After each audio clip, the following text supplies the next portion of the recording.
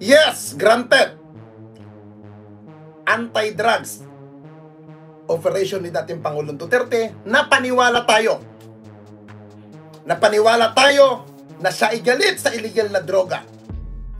Na siya ay lumalaban sa illegal na droga.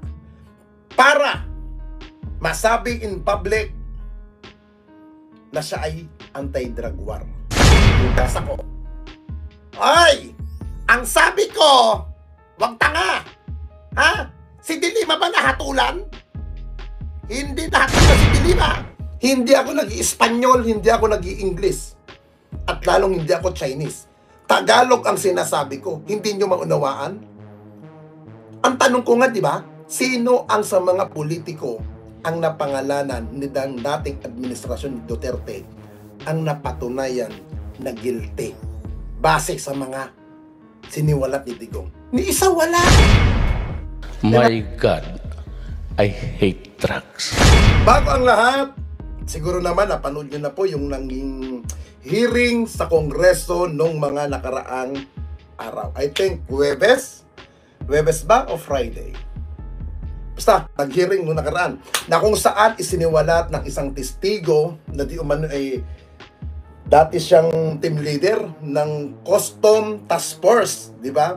Dito, nagimbal tayo sa nangyaring mga isiniwalat ng tao. Di ba? Nagulat tayo na kung saan ang pinangalanan direkta ang mga taong malalapit mismo kay dating Pangulong Rodrigo Roa Duterte. Na kung saan ang sinasabi ng testigo, drug protector ang Pangulo nung siya'y nasa pwesto. Ito po maraming nagtatanong, maraming nagdududa doon sa mga inilabas na siniwalat. Na kung saan, mga kaibigan, kita natin nung panahon ni dating Pangulong Duterte, lantaran ang ginagawa ni dating Pangulong Duterte na nilalabanan niya ang mga illegal na droga. Hindi natin maiakila yan. Maraming namatay sa drug war, sa drug bypass operation nung panahon ni Pangulong Duterte. At lantaran niya rin sinabi na kakalat ang dugo pag siya ang naging Pangulo. At nangyari nga po yun, di po ba? Kaya nga po nakasuhan sila sa ICC. Na kung saan, yan ang ikinakatakot ng dating administrasyon. Kaya nga sila todo bakbak sa kasalukuyan ng administrasyon ni Pangulong Ferdinand Romualdez Marcos. Dito po mga kaibigan, lawakan natin ang mga isipan natin. Lawakan natin ang ating pag-iisip, lawakan natin ang ating mga kukote. Huwag tayong tatanga-tanga. Okay? Yes, granted. Anti-drugs operation ni dating Pangulong Duterte, napaniwala tayo. Napaniwala tayo na siya ay galit sa illegal na droga. Na siya ay lumalaban sa illegal na droga. Para masabi in public na siya ay anti-drug war. Di po ba? Diyan napaniwala ang mga tao. Diyan nakuha ang simpatya ni Pangulong Duterte. Sinong mag-aakala sa isang Rodrigo Roa Duterte na mayor, gobernador, congressman, general, piskal, pangkaraniwan empleyado ng gobyerno, pinangalanan niya in public. Di ba? Pinangalanan niya po. Hindi natin maikakila yan. At mayroon siyang binabanggit pa na listahan na narcolis. Kuno. Ay! Timplan mo ko dito, kape. Kunin mo itong baso ko. Ito ang baso ko. Ito na! Para hindi masyadong hugasan. Hindi ho ba maraming napangalanan si dating Pangulong Duterte? Pero sabi ko nga kanina mga kababayan, likutan ng isip, paganahin ng utak kung meron kang sentido komon. Huwag tatanga-tanga. Huwag magpapadala sa mga magagandang vlog, Huwag magpapadala sa mga madramang publicity nung dating administrasyon. Ilan ang politikong nadawit ang talagang nakasuhan, mga kababayan? 6 na taon nanungkulan ang dating Pangulo. May napangalanan ba? Hindi. Yung mga kupal na basher dyan, ito ang tanong ko sa inyo, dahil kayo naman pumapasok dito sa YouTube live ko, magdiretsahan tayo, huwag tatanga-tanga. Ilan ang pinangalanan ni dating Pangulong Duterte na napatunayan sa narkoles? Ilan?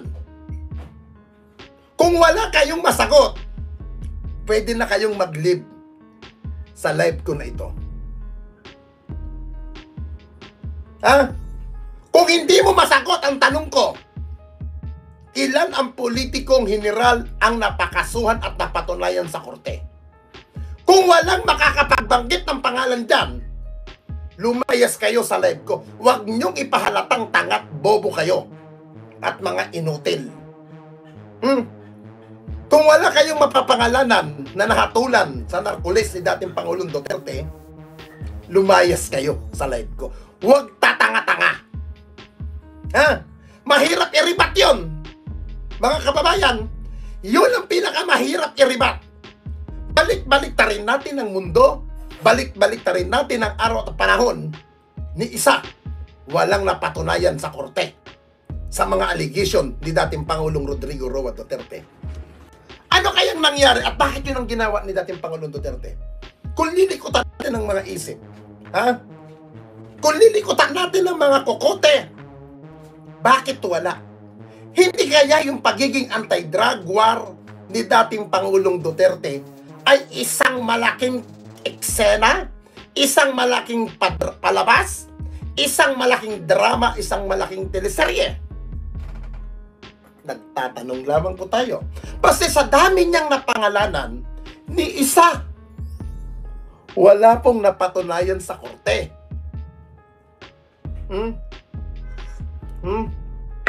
Ni isa wala pong napangalanan sa korte. Kaya huwag tatanga-tanga sa mga defender ni dating Pangulong Duterte. Ito, hamon ko to Ito seryosong usapan. I-delete ko ang aking YouTube channel, ang aking page, pag may napangalanan kayo na politiko na napatunayan sa korte. Isa sa mga napangalanan ni Pangulong Duterte na talagang naipakulong niya at nakatulan ng korte. That's it. I-delete ko ang aking channel. I-delete ko na to. Kung may mapapangalanan kayong isa lang, kahit isa. Di ba wala? Kasi, parang ang dating po nito mga kababayan,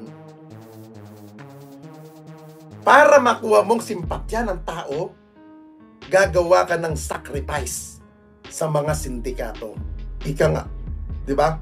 Para yung mga sindikato, para naman masabi ng tao na anti-drugs ako. Ay!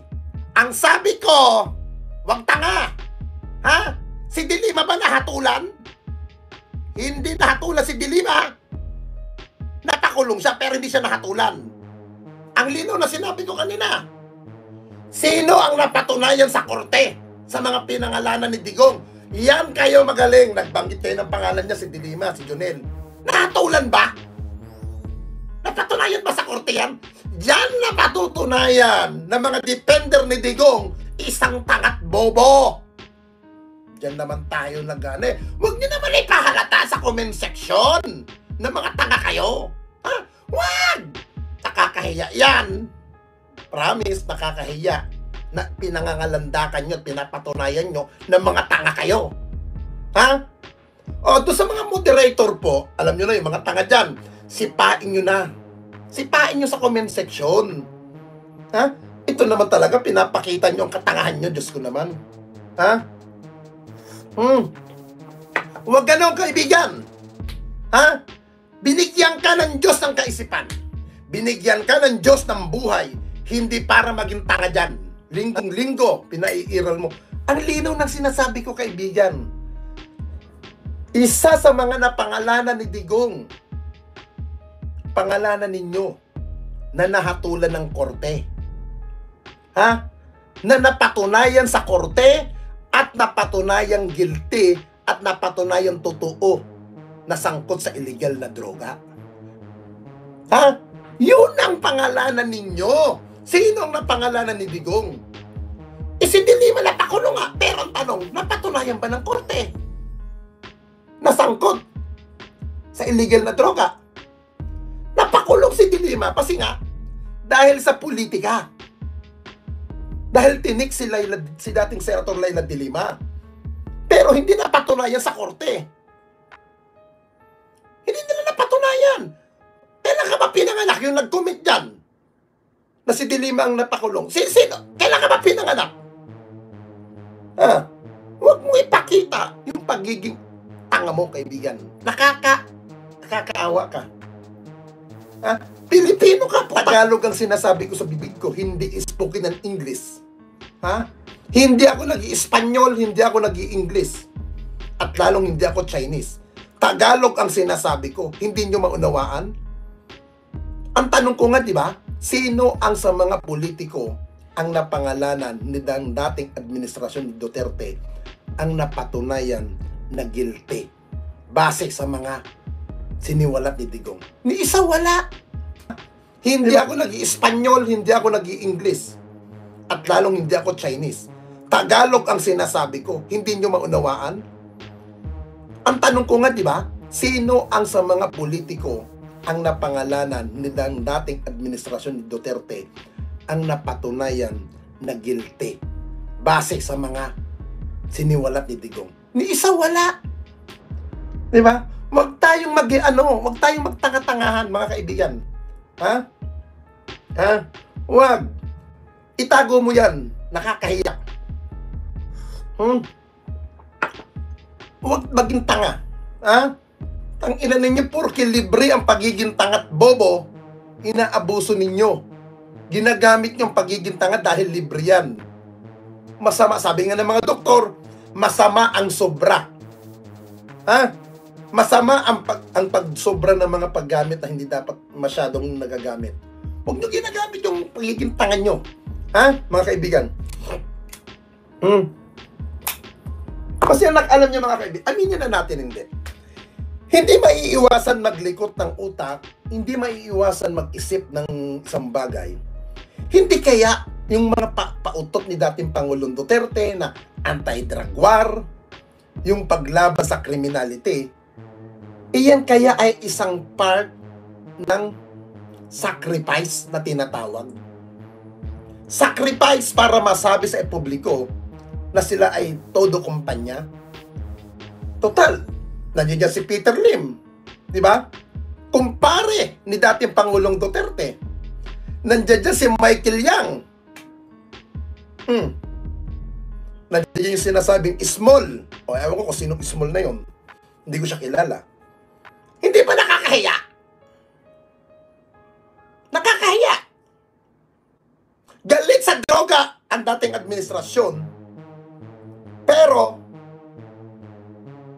yung mga kilalang drug lord nakadikit sa dating administrasyon, nakikita natin in public, nagpipicturan, nagngingitian. Kawawa ang mga naging biktima ng drug war ni Pangulong Duterte ng panahon niya. Granted sana kung talagang sangkot sa illegal na droga yung mga napatay. Kahit na masabi natin drug lord ng mga yan, may buhay yan, sabi nga ni Chief PNP Marvel. May buhay. Walang karapatan ang sinuman kumitil ng buhay. May kulungan tayo. Di ba? Hindi kaya sacrifice ang nangyayari nung panahon ni Digong para lang masabi na may anti-drug war? Di ba nakakalungkot eh? Biriin nyo yung isang humuli doon sa toniladang mga shabu sa custom. Imbis bigyan ng parangal, anong ginawa? Pinakulong. Kinasuhan. Para dahil nga sangkot. Tapos magugulat tayo? Magugulat tayo, papangalanan ng tao? Si Congressman Pulong Duterte sangkot daw di umano sa illegal na droga. Yung asawa ni Vice President na si Atty. Manscarpio sangkot sa illegal na droga. Ha? Di ba nakakaloka? Di ba? Nakakaloka dahil ini-expect natin puro ano, pero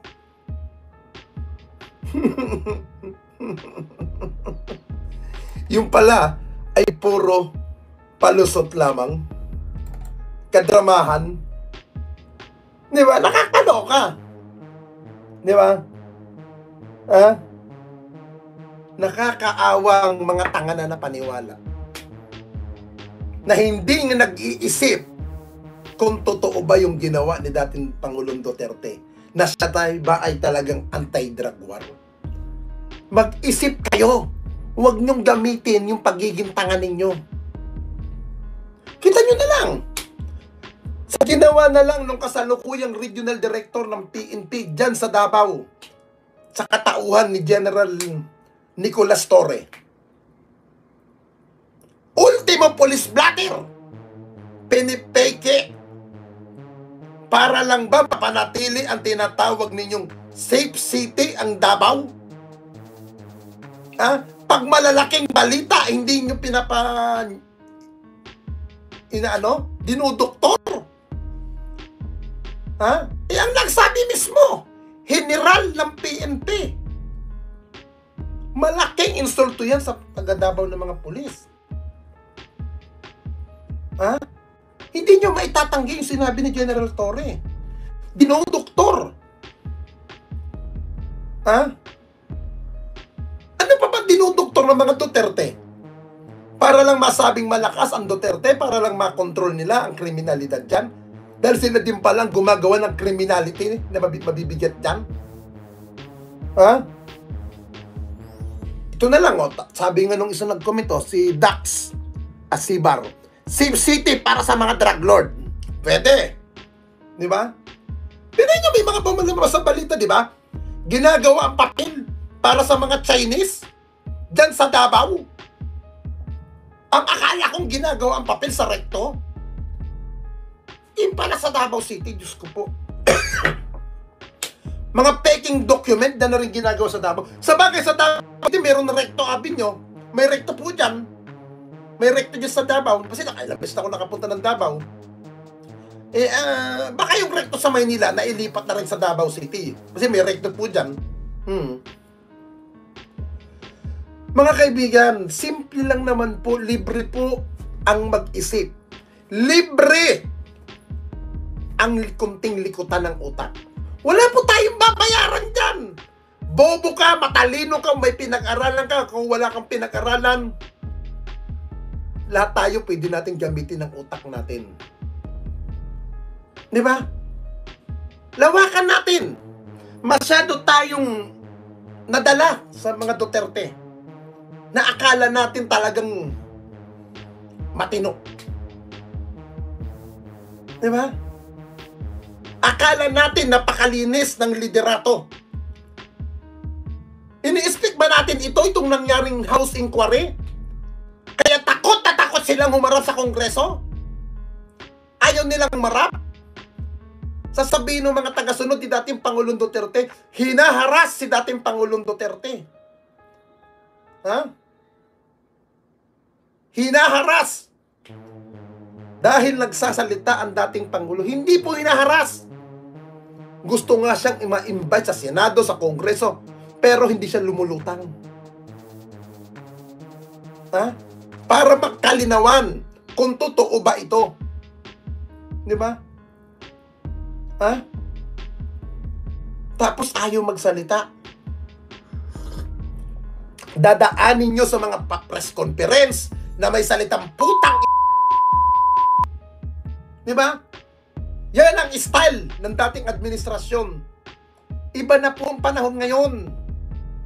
Ha? 2024 na tayo, wag tayong naku po, mga kaibigan, wag tayong ipairal yung pagiging tanga. Ha? Diba? Ayun, sabi nga ni Marivic Goles, Best Actor of the Century, si PRRD. Diba? Tama! Tama, mga kaibigan. Best actor in the century talaga si Digong. Walang makakatalo sa mga drama niya. Sa ginawa niya, na napaniwala tayo na siya'y anti-drug war. Diba? Lahat. Puro kadramahan.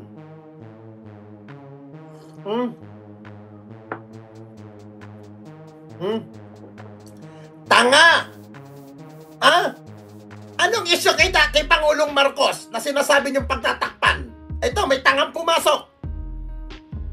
Anong isyo? Yung video na inilabas ninyo? Ha? Sa 2 taon nyo itinatago ang video niya na ilalabas ninyo? Peke! Yan bang isyo? Hindi po tinatanggap sa korte yan. Ha? Ha? Ha? Yan tayo kasi magaling eh. Huwag tayong maging emosyonal. Kung sino man yung mga vlogger na pinaniniwalaan ninyo, sinusuportahan ninyo, suriin yung mabuti, mga kababayan. Huwag magpadala sa emosyon. Ha? Huwag maging, yung emosyon na pinapadala ninyo, huwag. Na paghahalatang mga tanga po kayo, mga kaibigan. I'm sorry yung pong nakikita ko sa inyo, masyado kayong painitin. Ha? Uulitin ko po, mga kaibigan. Ilan ang pinangalanan ni dating Pangulong Duterte? Ilang general? Ha? Ilang general ang pinangalanan niya sa drug war? Ni isa, wala pong napatunayan. Walang napatunayan. Congressman may napangalanan. Mga mayor, mga gobernador, mga judge or hukom may napangalanan, mga piskal. Ni isa po, walang napangalanan doon. Pero, maraming napapatay sa mga napangalanan. Diba? Yung nangyari kay dating Mayor Halili ng Tanawan, Batangas, totoo bang sangkot sa drugs yun? Totoo bang protector ng droga si dating Mayor Halili? Baka nasacrifice din yung mama. Sinacrifice lang din. Para lang masabi na anti-drug war nga ang dating administrasyon. Nakakaawa, may pamilya po yun, may mga anak, may mga apo. Ha? Lawakan natin ang utak. 6 na taon na nung kulang si dating Pangulong Duterte. Pero sa kanyang termino, sa dami niyang mahigit 100 ang napangalanan niya, ni isa wala pong pangalan na napatunayan. Anong datingan nun? Chismis, hearsay, para lang pagtakpan ang kanilang mga ginawain na illegal. Ganun po ang datingan. Ha? Ganun po ang datingan. Pag ang tangat, bobo, hindi lilikot ang utak kasi tanga po yan eh. Pero kung ikaw gumagamit ng utak mo, inaayos mo ang pag-iisip mo, magdududa ka. O nga naman, ilan bang napangalanan? Pero ni isa wala na napangalanan na totoo na sa droga. Nakakahiya, mga kaibigan. Good morning sa iyo, Machi TV. Good morning. Kaya mga kababayan, huwag tayong padalos-dalos. Magpasalamat tayo sa Diyos na lumikha dahil binigyan tayo ng isang Pangulong Ferdinand Romualdez Marcos. At dito, unti-unti natin nakikita. Dito, umuusad ang justice system. Dito, lahat pantay-pantay ang batas. Doon sa mga tarantado at bobo na galit sa administrasyon, umiiyak dahil yung pagiging tanga nila hindi nagtatagumpay. Ang sabi nga, uulitin ko po mga kaibigan, kung anong gusto nyong gawin kay Pangulong Marcos na hindi maganda, hindi kayo magtatagumpay. Again, happy Sunday sa inyong lahat at good morning. Nagsimba na ba kayo? Nagdasal na ba kayo? Kung hindi pa kayo nagsimba, magsimba na kayo at magpasalamat tayo sa buhay na Diyos na lumikha. Okay, good morning everyone! So, yun naman talaga ang totoo. Walang napatunayan etong si Digong patungkol po sa mga inilabas niya noon ng mga war on drugs sa narcolis. Wala pong napatunayan sa korte na sangkot talaga ang mga taong ito na kanyang pinangalanan para po kanyang mabigyan ng diin yung kanyang narcolis. Meron siya napakulong, si De Lima, pero napalaya po ng korte. Wala pong mga nakulong, na-convict doon po. Kahit po doon sa mga mga magnetic lifter na yan na kontrabando. Wala rin pong nakulong diyan na talagang main suspect. Kung sino pa yung nakahuli doon sa kontrabando na magnetic lifter, siya pa yung nakulong. Di ba yun yung si Jimmy Guban? Wala pong nakulong, walang kahit sino man lang na naparusahan patungkol po dito sa war on drugs. Wala po. Mga sinasabing drug lords, mga narco politicians, pinangalanan ng mga mayor, mga gobernador, mga konsehal, barangay captain, walang napatunayan. Kaya palpak ang war on drugs ni Digong. Wala po kahit isa man lang na nag-serve ng kanilang hatol sa hukuman. Wala po. Si De Lima na nga lang ang natitira na naipakulong ni Digong. Pinakamalaki daw na na isda sa war on drugs. Napatunayan po ng korte na talagang wala po siyang involvement sa kahit anong kalakalan ng droga sa Bilibid. Ito po yung malungkot na katotohanan Napakarami po ang nawala, napakarami ang nawalan ng kabuhayan, nawalan ng buhay, nasirang pamilya. Ang daming inosenteng nadamay sa war on drugs ni Digong. Pero ano ang resulta? Lagana pa rin po ang illegal na pulburon. Lagana pa rin po.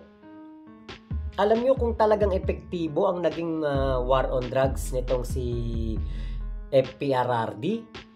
Alam nyo ba, dapat wala na ngayon sa administrasyon ni PBBM na mga mahuhulihan ng tone-tonelada. Wala na. Kung yan ay talagang epektibo, kung yan talaga yung ginawa ni Digong na napakarahas na war on drugs ay naging maganda ang resulta, bakit po magpasa hanggang ngayon meron pa din? Parang katulad lang din yan ng flood control program. 6 na taon si Digong sa pamamahala, wala pong nagawang flood control program na magiging epektibo para malabanan o maiwasan ang napakalaking pagbaha sa Metro Manila. Ganyan din po ang nangyari dito po sa war on drugs ni Digong. Talagang sablay. Marami po ang nagbuwis ng buhay. Maraming inosente ang nadamay. Pero ganun pa din. Diba? Kasi lahat ng epekto ng ginawa ni Digong doon po sa kanyang termino, after 2 to 4 years pa natin mararamdaman ang epekto sa administrasyon ni PBBM. So ngayon, nakadalawang taon na si PBBM, baha, nandyan pa rin. Traffic sa EDSA, nandyan pa rin. Lumala lalo ang pagmahal ng mga bilihin. Bakit? Dahil sa ibinaon tayo ni Digong sa utang. Yung war on drugs. Diba? Kita nyo kung gaano kakampante po etong mga nagbibiyahe ng illegal na gamot na yan. dinadaan lang po sa checkpoint. Doon sa Alitagtag, di ba? Binibiyahe lang ng van. Ganun po sila kakampante. Bakit? Baka nung panahon ni Digong, ganun ang style nila. Pag pumasok na ng Manila Port, paglabas nila ng port na yan, biyahe na. By land lang. Neto ngayong panahon ni PBBM, hindi na sila pwede sa Manila Port. Natigil ang operasyon nila dyan. Saan sila ngayon na napunta? Sa Batangas. Ano gamit nila? Mga yate.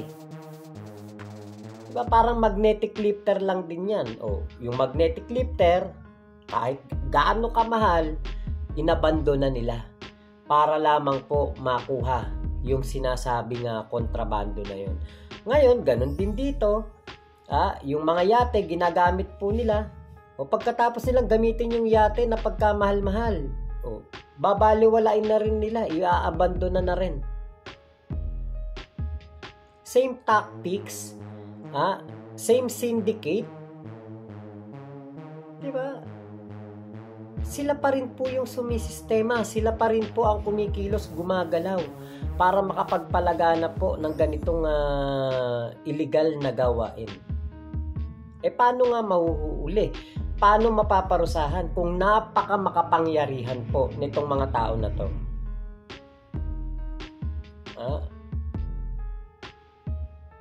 Isa din ito sa mga epekto kung bakit kasi nagtiwala ang ating dating Pangulo dito kay Michael Yang. Nagtiwala siya, naengganyo siya, walang sasahurin, piso lang kada taon ang kanyang tatanggapin. Pero, yung kapangyarihan na binigay kay Michael Yang, yun ang naging daan para makagawa siya ng illegal dito sa ating bansa. Yun ang naging daan para po makapasok ang pogo, illegal na sugal, droga. Lahat ng krimen na sangkot sa pogo. Sila po ang mga may gawa. Di ba nga nakalabas na nga ng bansa itong si Alice Gu. Nag-reunion na with Cassandra Leong at mga kapatid at nanay tatay doon po sa Indonesia. Ala na. Sino pa ang makukulong dito? Ang naiwang nakakulong, Pilipino. Ang naiwang mga parurusahan, mga Pilipino na hindi naman nila alam kung ano ang kanilang naging partisipasyon. Katulad ni Ronaldin Baterna. Diba? Nadamay lang. Ginamit na incorporator. Nakakulong ngayon sa Kongreso.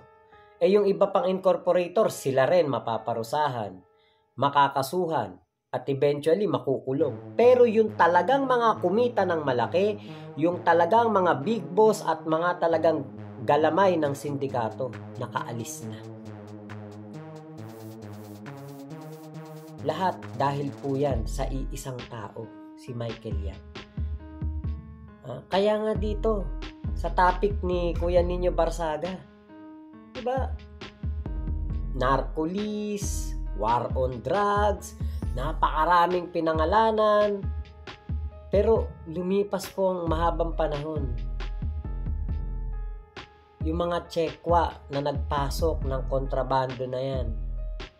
Yung mga malalaking tao, mga big fish na tinatawag, wala pong naparusahan, walang nakonvict. Isa lamang itong katibayan na epic failed ang ginawang war on drugs ni Digong. Marami lang po ang mga pinatumba. Maraming inosente ang nadamay. Pero hindi po nasolusyonan ang issue ng droga dito sa ating bansa. Walang naging achievement. Hindi achievement yung ikay nakadali, ikaw ay nakapagtumba, nakahuli. Hindi achievement yun eh. Kasi ang achievement dito, yung mapahinto. Pero kahit sino pa mahuli ninyo, kahit sino pa mga madamay, kahit sino pa ang mga masaktan dyan sa war on drugs na yan. Hanggat hindi nahuhuli yung pinakautak, pinakapuno, pinakakatawan, wala po. Laganap na laganap pa din. Hanggat hindi nahuhuli yung pinakapuno. Paano pa mahuhuli yung pinakapuno kung nakalabas na ng bansa? Malayang malaya. Tapos yung mga nakahuli, sila'y nakakulong. Diba? Kaya nakakapanghinayang lang. Yung napakarami, nasa 20,000 daw ang nawala dyan. Nakakatakot, diba? Napakarami na nagbuwis ng buhay para dito sa war on drugs ni Digong. Pero same lang din. Ganun pa din. Diba? Dapat pag upo ni PBBM, wala na yan. Usapin ng droga. Linis na yan. Bakit? Napakatindi ng Pangulo natin noon. Galit na galit talaga, diba? Lagi niya sinasabi, I hate drugs. Dapat wala na yan kay PBBM. Pero pagpasok ng administrasyon ni PBBM, ganun pa din kadami. Buti nga ngayon, nalilinis. Kahit paano nakakahuli ng mga ganitong tonelada, pero walang nagbubuwis ng buhay, walang dumadanak na dugo. Na ipapakulong ang mga salarin, hindi po katulad noon. Kapag hinuli, hindi nakakarating ng police station, nanlaban na. Kahit mga inosente, katulad nung isang padre de pamilya. Bibili lang yelo sa kanto. Paglabas do sa kanto, natokhang. Pagdating doon sa bago dumating ng police station, tigbak na. Dead ball na. Ano dahilan ng laban? Nung i-check sa sa drug watch list ng barangay, wala yung pangalan. Pagdating doon sa PIDEA, wala yung pangalan. Dinrug test, negative. Katulad din doon sa call center agent. Ulirang ama. 2 anak, isang bagong panganak, isang 2 taon. Walang bisyo, hindi naninigarilya, hindi umiinom, hindi sumasama sa barkada, sa mga tambayan, hindi pumupunta. Pamilya inuuna. Ganon din ang nangyari, nadamay din. Diba? Kaya tama yung sinabi ni Kuya Nino Barsaga, walang napatunayan diyan si Digong sa war on drugs. Hindi effective yung barbarikong pamamaraan, wala. Tapos dito sa mga iba pang usapin like sa baha, wala rin. 6 na taon nagkuya-kuya-kuy lang. Diba? Wala pong naayos.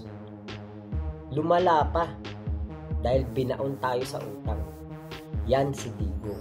So yun lamang po. Maraming salamat sa pagsama nyo dito sa aking vlog na ito. Ingat po kayong lahat. Nasan mang panig kayo ng mundo. Momo chup chup, love you, God bless us all, Pilipinas. God first.